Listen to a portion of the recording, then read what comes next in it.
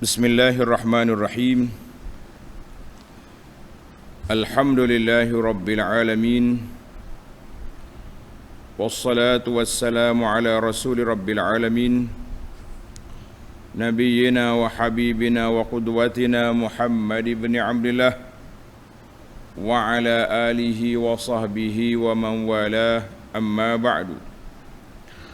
Muslimin dan muslimat, para jemaah, para pelajar, para pencinta ilmu sekalian, Assalamualaikum warahmatullahi wabarakatuh.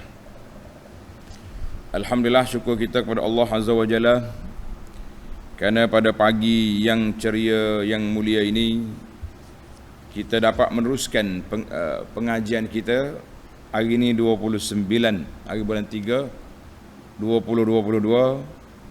Kita teruskan pengajian kita dalam tafsir surah Ghafir, surah Al-Mu'min, surah yang ke-40, juzuk yang ke-24. Masih lagi dalam juzuk yang ke-24. Ayat yang kita akan baca pada kali ini bermula ayat 30. Ayat 30 sehingga ayat 35, iaitu sambungan nasihat dari mukmin ali Fir'aun.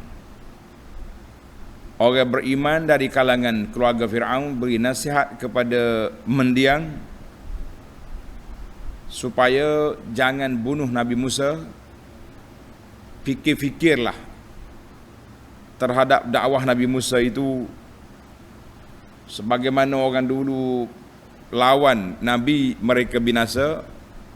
Dia kata kita bimbang kalau kita lawan Musa, kita pula akan binasa. Dan dia telah bawa fakta Nabi Yusuf AS, apa yang berlaku apabila mereka tak dengar kata.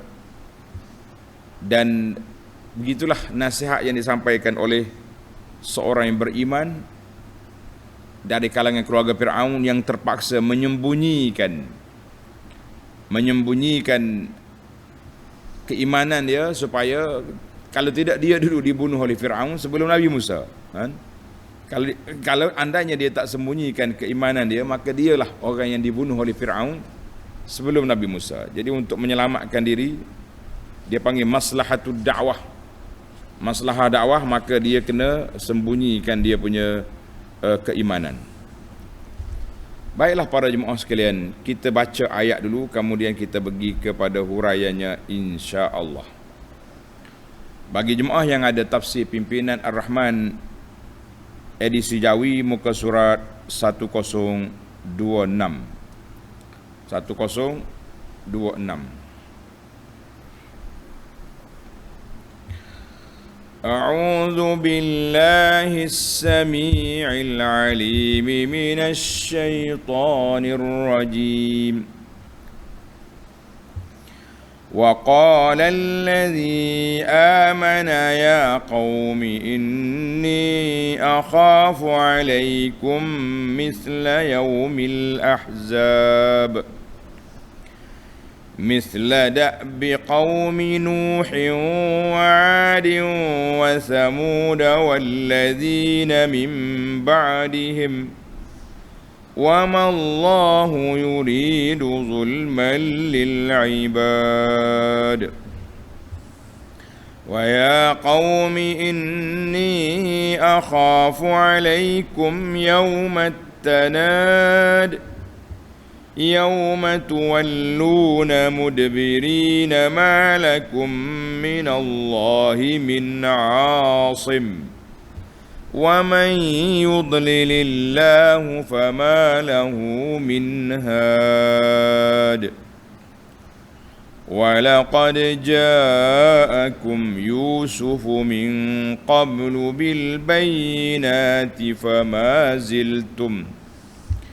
فما زلتم في شك مما جاءكم به حتى إذا هلك قلتم لن يبعث الله من بعده lan yab'atsallahu min ba'dihi rasula kadzalika yudhillullahu man huwa musrifun murtab الذين يجادلون في آيات الله بغير سلطان أتاهم كبر مقتا عند الله وعند الذين آمنوا كذلك يطبع الله على كل قلب متكبر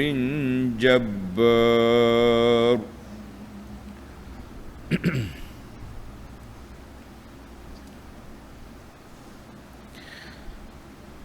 Dalam ayat yang kita baca ini, para pelajar, mukmin ali Fir'aun ketika dia datang beri nasihat,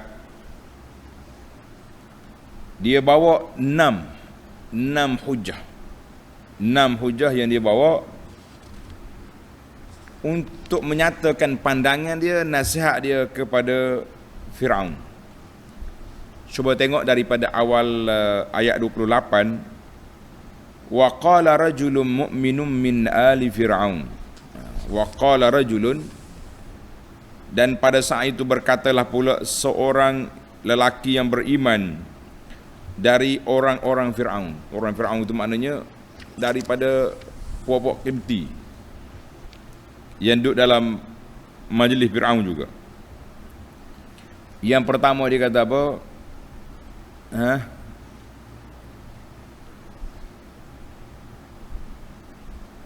Ataqtuluna rajulan an yaqula rabbi Allah wa qad ja'akum bil bayyinati bir rabbikum. Hujah dia yang pertama, tengok. Wa in yaku kadziban. Letak ayat itu. Wa in yaku kadziban fa alaihi kadzibuh. Maknanya mu ni kalau dia bohong, atas diri dia. Itu satu hujah. Kemudian dia pergi pula hujah yang kedua,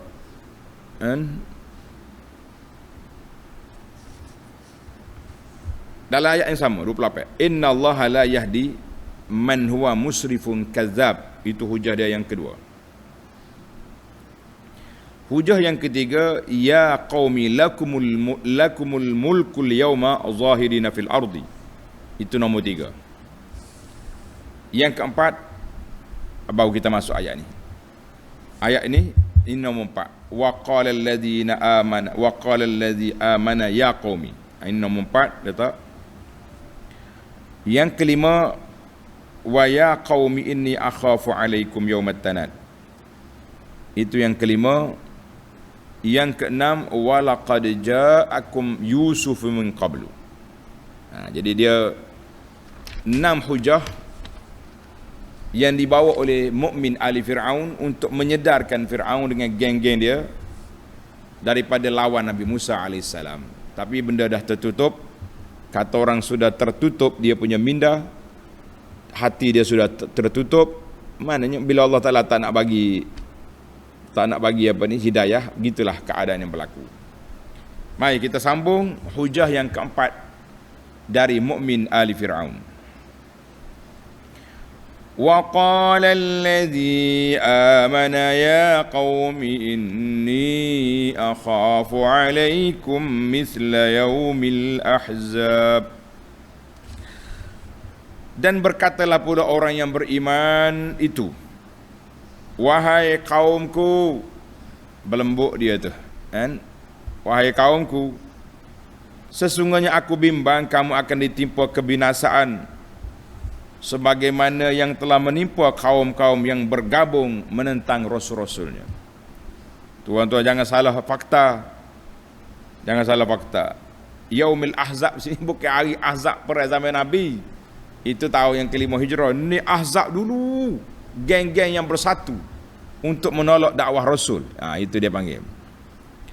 Maknanya mukmin al-Fir'aun bila dia tengok macam Fir'aun, orang panggil buka mata sikit nak berbincang, dia pun masuk lalu. Dia masuk.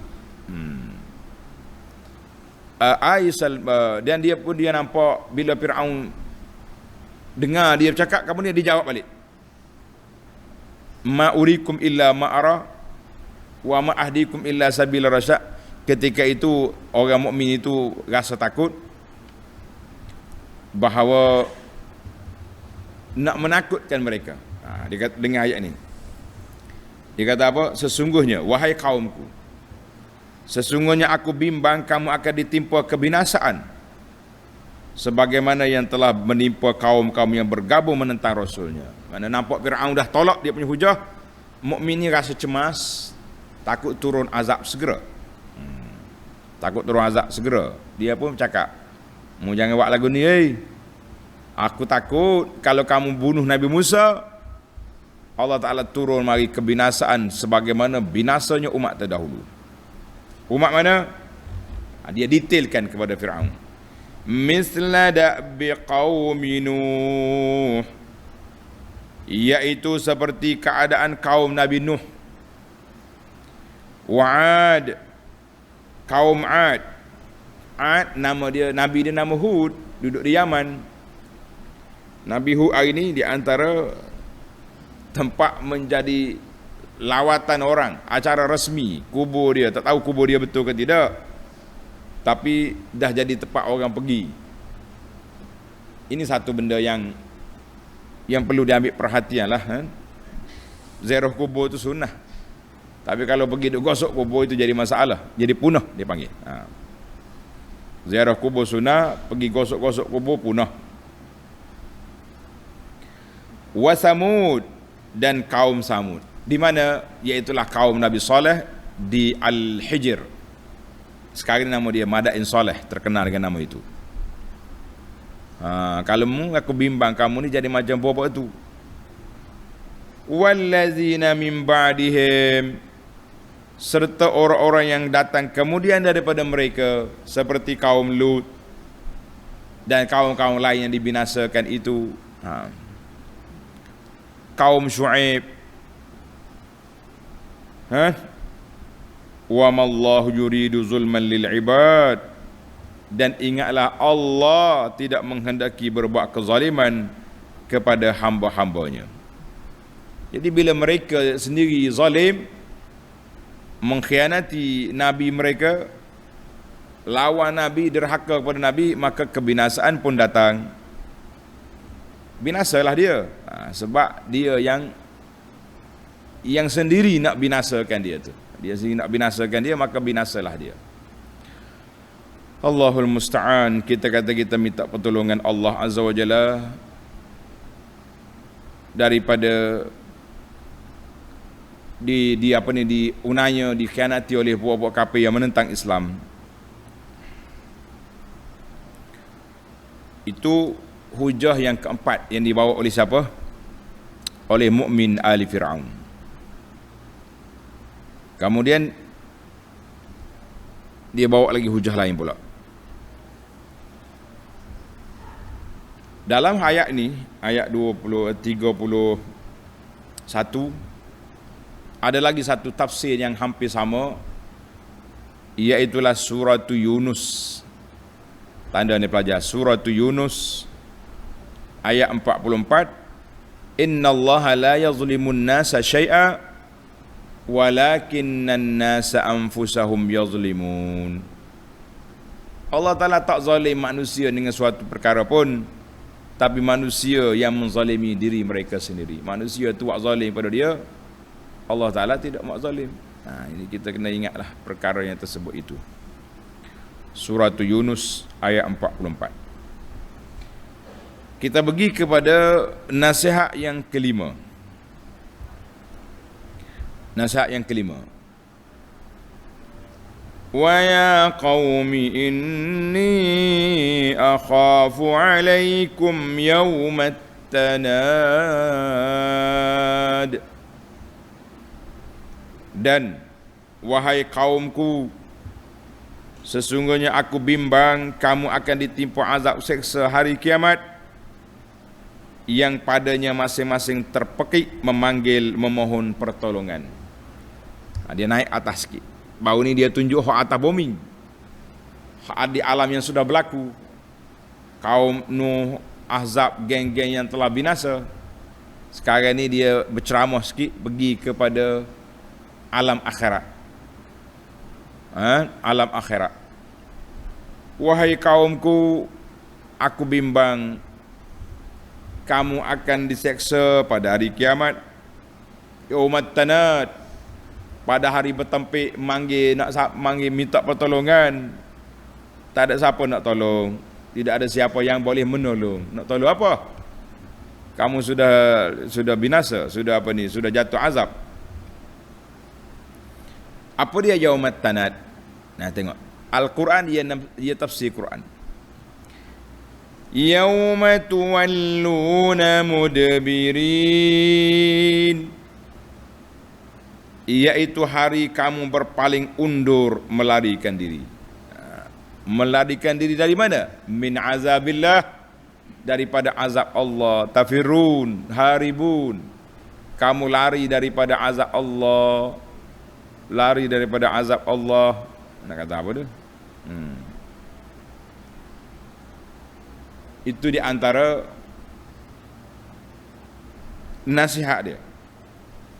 Malakum minallahi min asim. Padahal semasa itu tidak ada suatu pun yang dapat menyelamatkan kamu dari azab Allah. Tak ada siapa boleh selamat. Kan?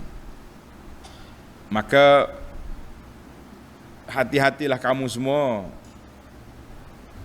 Kamu akan dibangkitkan pada hari kiamat, bertempik melau, panggil orang tolong, tak ada siapa nak tolong, dan tidak ada siapa yang boleh menyekat azab Allah yang akan menimpa ke atas kamu.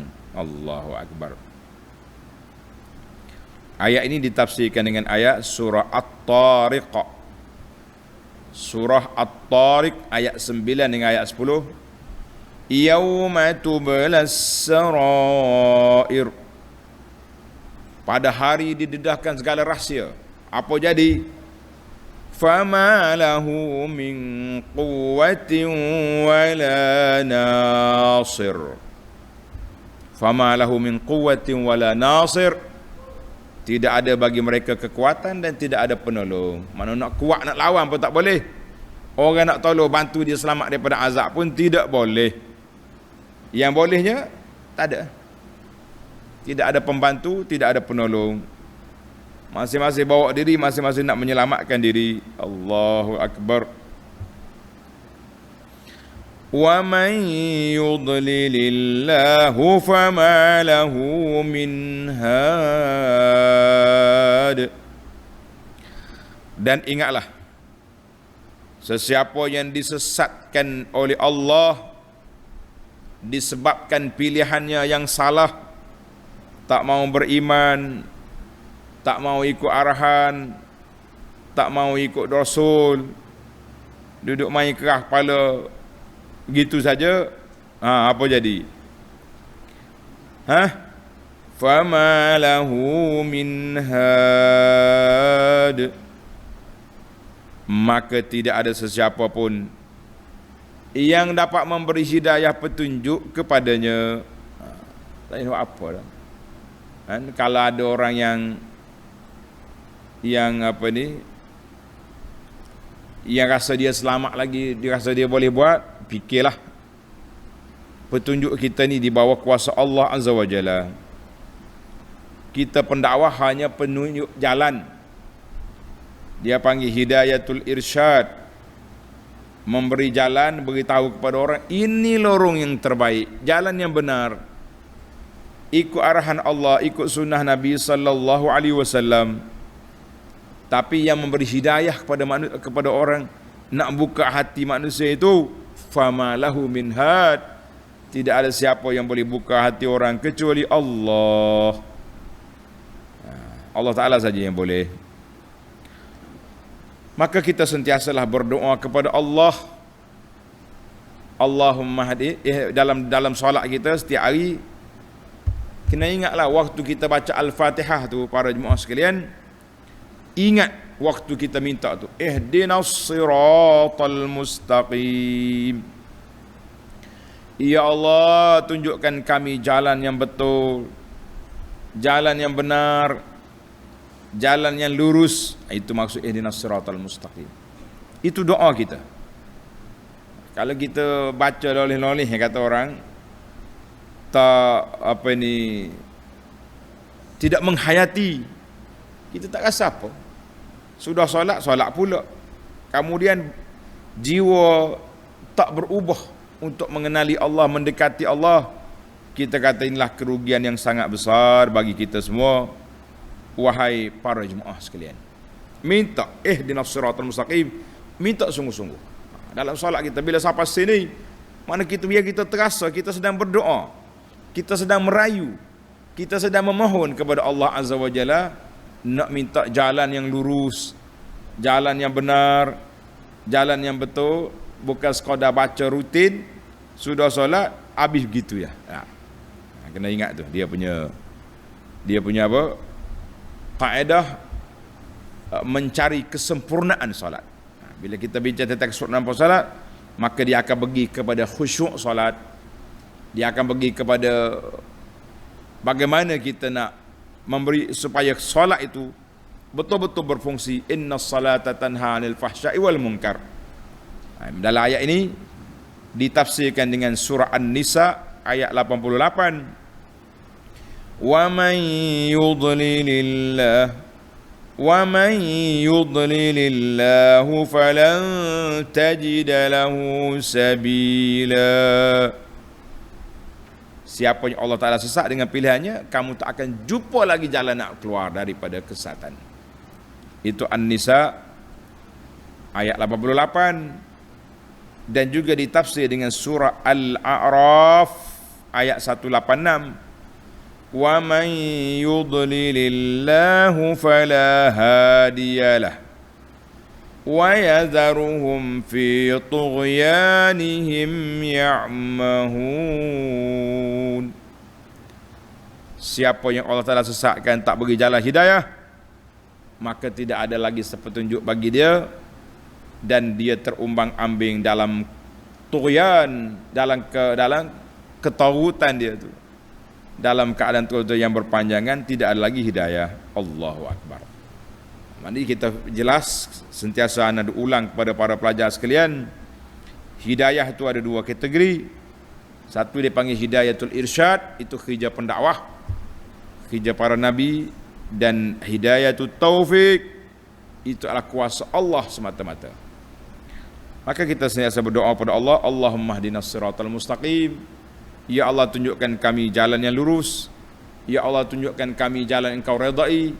Ya Allah, tunjukkan kami jalan yang dibawa oleh Nabi sallallahu alaihi wasallam.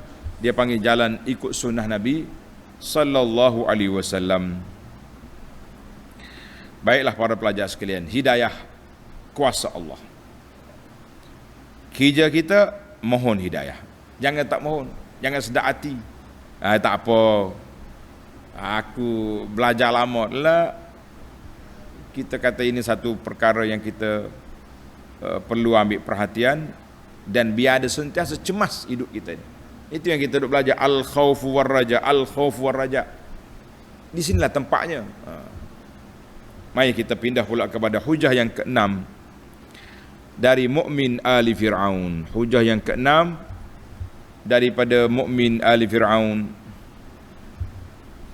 وَلَقَدْ جَاءَكُمْ يُوسُفُ مِنْ قَبْلُ بِالْبَيِّنَاتِ. Dan demi sesungguhnya Nabi Yusuf telah datang kepada kamu dahulu dengan membawa keterangan-keterangan yang membuktikan kerasulannya. Jadi oleh tanda orang mukmin ni telah berdakwah, menyatakan bahawa hidayah itu kuasa Allah Azza wa Jalla. Jadi kita kena sentiasalah memohon hidayah, mengikut Nabi sallallahu alaihi wasallam baru kita dapat hidayah. Maka di sini dia bawa contoh di antara orang yang boleh dijadikan model, orang dahulu. Siapa dia? Yusuf alaihissalam. Walaqad ja'akum Yusufu min qablu bil bayyinat. Nabi Yusuf telah datang kepada kaumnya dengan membawa bukti keterangan kerasulan Nabi kerasulannya sallallahu alaihi wasallam. Apa jadi? Fama ziltum fi syakkim mimma ja'akum bih. Maka kamu tetap juga dalam keraguan mengenai apa yang disampaikannya kepada kamu. Kamu tak percaya, kamu tolak, kamu reject, kamu tak ambil, kamu tak pakai. Hatta idza halaka qultum lan yab'atsallahu min ba'dihi rasula. Sehingga apabila ia mati, kamu berkata Allah tidak akan mengutuskan lagi Rasul sesudahnya. Tak ada dah Rasul lepas pada Yusuf. Dia kata sendiri, dia sendiri yang buat apa ni? Buat analisa. Sedangkan Rasul lepas pada Yusuf ramai lagi nak sampai ke Nabi kita Muhammad sallallahu alaihi wasallam. Awak jangan main-main. Kadzalika yudhillullahu man huwa musrifum murtab. Demikianlah Allah menyesatkan sesiapa yang melampau kederhakaannya, lagi yang ragu-ragu kepercayaannya terhadap balasan Tuhannya. Kamu tak percaya kamu tak percaya apa yang dibawa, kamu melampaui batas, kamu tugyan, tagut, jahat. Ingatlah Allah Ta'ala akan sesatkan siapa yang melampaui, yang tak mahu terima hidayah, tak mahu terima petunjuk.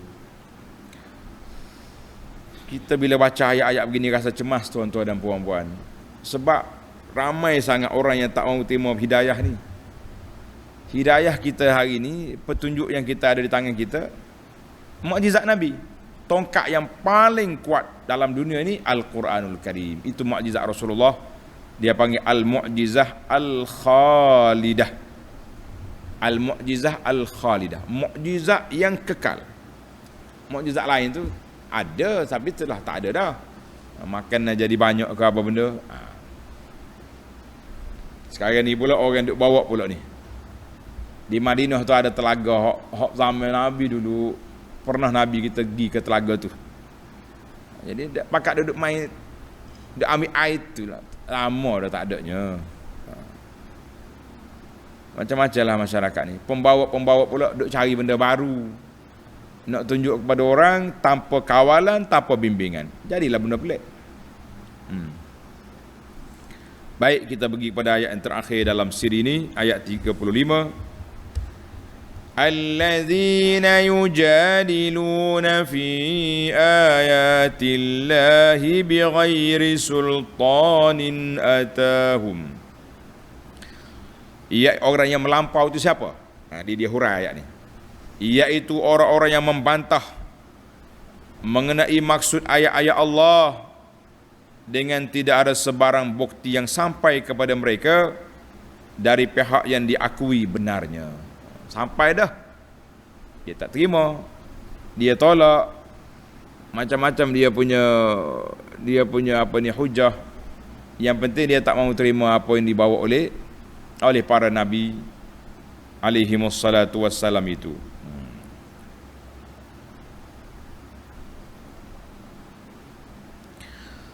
Kabura maqtan 'indallahi wa 'indalladzina amanu.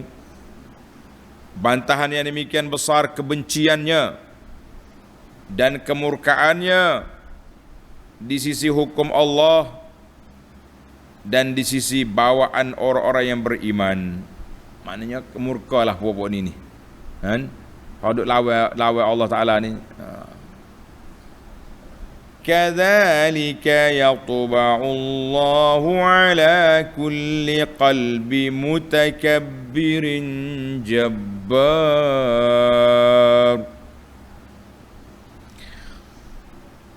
Demikianlah Allah meterikan. Menteri itu mana cop. Cop hati tiap-tiap orang yang sombong takabur. Orang sombong takabur, maka orang ni tak akan dapat hidayah Allah Azza wa Jalla. Kita hari ni pun kalau kita sombong, angkuh, takabur, orang mari bawa hadis, bawa Quran, bawa kalam ulama-ulama salafus soleh, tak jadi belaka. Kita nak kemudian ni baru muktabar. Kita kata jangan sombong saudara, terimalah apa yang orang bawa. Jangan agah orang kata. Maka demikianlah Allah Ta'ala copkan hati tiap-tiap orang yang sombong takabur, lagi bermaharaja lela pencerobohannya, Jadi orang yang mutakabbir jabbar. Jabbar tu angkuh.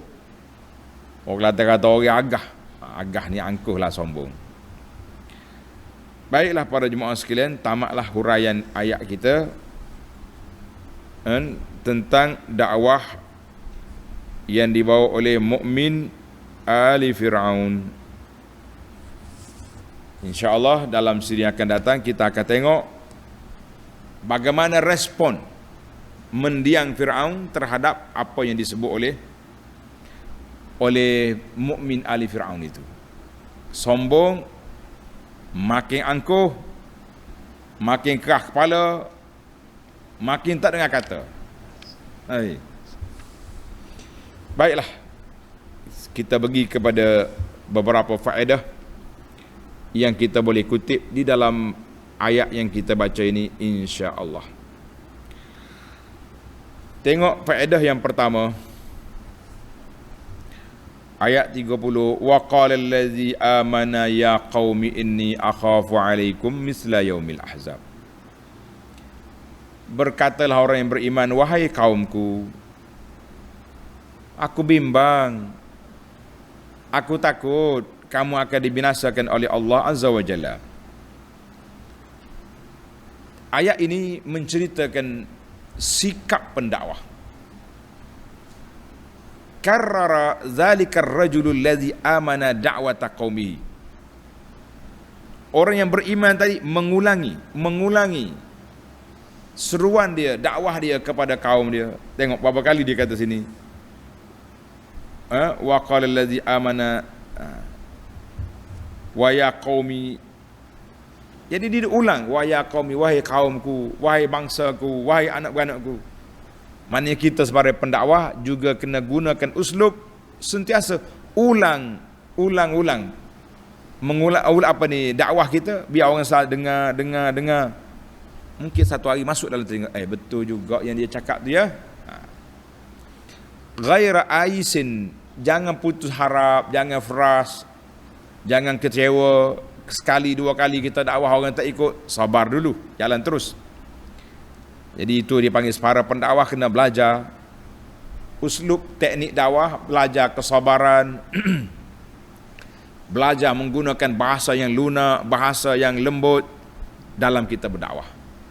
Ini kalau asyik duduk main bodoh, gong, bengong, habis orang nak dengar apa serabut, Allah dia ni keduk bodoh orang ya dia.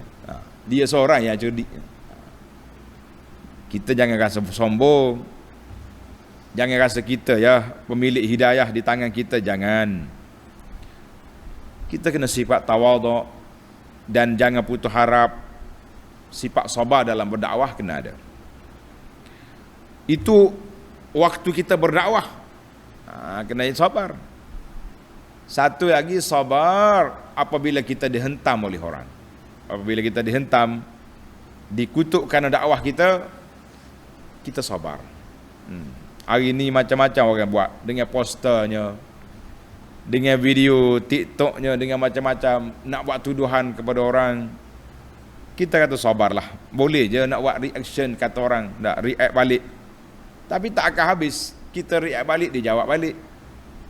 Kita teranglah kepada masyarakat apa yang benar. Mudah-mudahan sampai ke hati mereka dan mereka menerima apa yang disampaikan itu, insya-Allah. Yang kedua,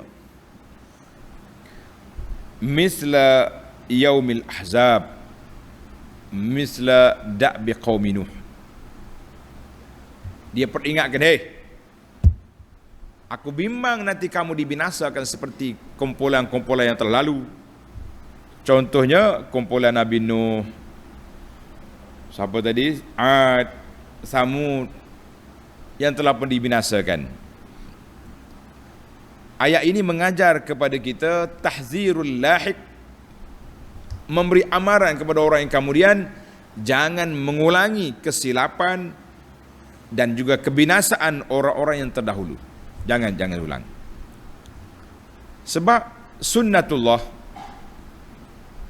menjadi ketetapan pada Allah Azza wa Jalla, mana-mana orang yang lawan hak, mana-mana orang yang menentang kebenaran, mereka akan dibinasakan. Lambat atau cepat. Banyak ke lambat, dia akan berlaku. Jadi kita kena ambil perhatian. Banyak kali dah kita ulang kata-kata orang yang cerdik, orang yang mengambil iktibar daripada kebinasaan orang lain. Orang yang tak cerdik, orang yang orang jadikan dia sebagai bahan iktibar. Jangan jadi macam dia tu. Lah. Ini kita jadi orang cerdik, kita yang mengambil iktibar, kita yang mengambil iktibar, bukan orang jadikan kita di iktibar. Kalau orang yang buat pengajaran, jangan jadi macam dia tu. Lah. InsyaAllah mudah-mudahan kita selamat. Yang ketiga, tengok hujah dia yang ketiga, laqad ja'akum Yusuf wa laqad ja'akum Yusufu min qablu bil bayinat. Para pelajar sekalian, andai kata kaum Firaun tak kenal Yusuf, tak tahu sejarah, sudah pasti mukmin ini tidak menyebut macam Yusuf, macam orang dulu. Kita sekarang ni pun kita kena ajar kepada masyarakat tarikh, sejarah al-umam.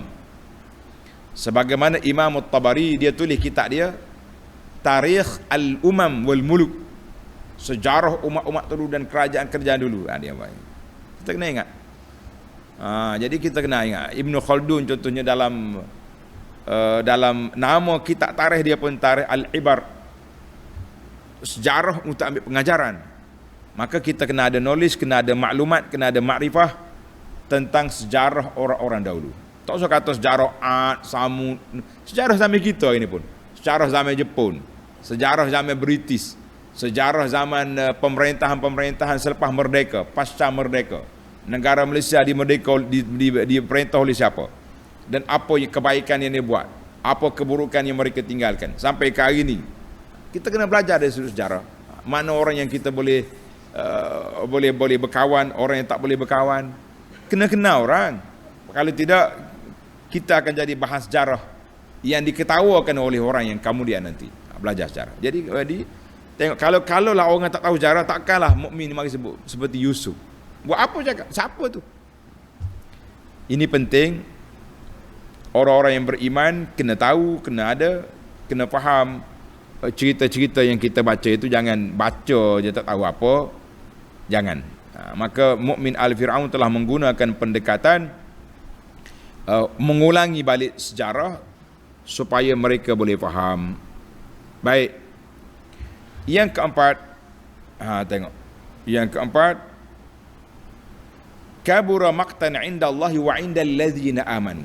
Besar kebencian dan kemurkaan di sisi Allah, hukum Allah di sisi bawaan orang yang beriman. Maknanya kita ni orang beriman, semua benda yang dibenci oleh Allah wajib kita kena benci. Semua perkara yang dibenci, yang dilarang oleh Nabi SAW, kita kena benci. Ini kadang-kadang kita jadi macam orang panggil liberal sangat. Tak apalah, orang derhaka kepada Allah Ta'ala pun, itu hak asasi lah. Mana kita sebagai seorang beriman mesti ada sifat benci. Kerana itu dalam hadis ingkarul munkar, Nabi sebut 3 darajat. Ingkar mungkar. Man ra'a minkum munkaran, sambung apa? Man ra'a minkum munkaran falyughayyirhu. Ubah dengan tangan. Tak mampu dengan lidah. Tak mampu dengan hati. Wa zalika adhaful iman. Mana orang mukmin wajib mengingkari kemungkaran. Kalau tak boleh dengan tangan, dengan mulut. Tak boleh dengan mulut, dengan hati. Kena ada. Tapi kalau hati pun tengok orang benda mungkar, sudah menjadi dipanggil normalisasi sekarang ni. Jadi benda biasa. Orang tak tutup aurat biasa. Orang isap rokok biasa. Orang duk maki orang biasa. Buat mari orang pemaki orang, penceramah. Sekarang ni nak pilih penceramah atau pentas, pilih baik-baik. Kalau mari duk kutuk orang, maki orang, tutup mikrofon. Kita panggil buat apa? Bagi duit lagi nak suruh orang mari kutuk orang. Tak. Jangan normalisasikan benda-benda yang tidak baik dalam kehidupan kita. Jangan sekali-kali. Maka orang beriman wajib dia kena suka apa yang disukai oleh Allah dengan Rasulnya sallallahu alaihi wasallam, dan kita kena benci apa yang dibenci oleh Allah dan Rasulnya. Yang terakhir, yang kelima, iaitu tengok pendakwah ni kata apa? Aku bimbang ni allazina yujadiluna fi ayatillah bighairi sultan atahum kadzalika yatma'ullahu ala kulli qalbi mutakabbirin jabbar. Yang ayat ini kadzalik, ambil yang terakhir. Kadzalika yatma'ullahu ala kulli qalbi mutakabbirin jabbar. Allah Ta'ala akan tutup hati orang-orang yang sombong. Maka ayat ini para pelajar sekalian, para jemaah sekalian, menjadi kewajipan kepada kita.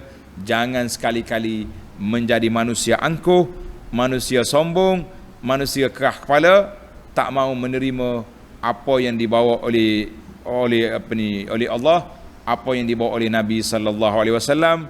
Karena itu kata di ulama, la yajuzu li ahadin an yu'arida kitab Allah bighairi kitabin. Jangan sekali-kali kita tolak apa yang ada dalam Quran dengan akal kita. Ni sekarang ni orang banyak guna akal. Dia panggil taqdimul aqli 'ala naqli. Mendahulukan akal daripada nakal.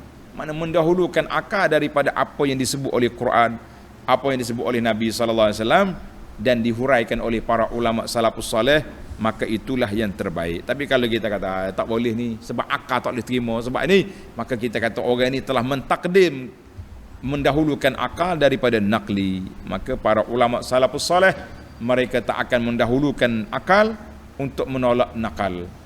Baiklah, para jemaah sekalian, tamatlah perbincangan kita. InsyaAllah kita akan sambung ayat yang ke-36 dalam siri yang akan datang. Subhanakallahumma wa bihamdika asyhadu an la ilaha illa anta astaghfiruka wa atubu ilaik. Wa sallallahu ala nabiyyina Muhammadin wa ala alihi wa sahbihi ajma'in. Walhamdulillahi rabbil alamin. Wassalamu alaikum warahmatullahi wabarakatuh.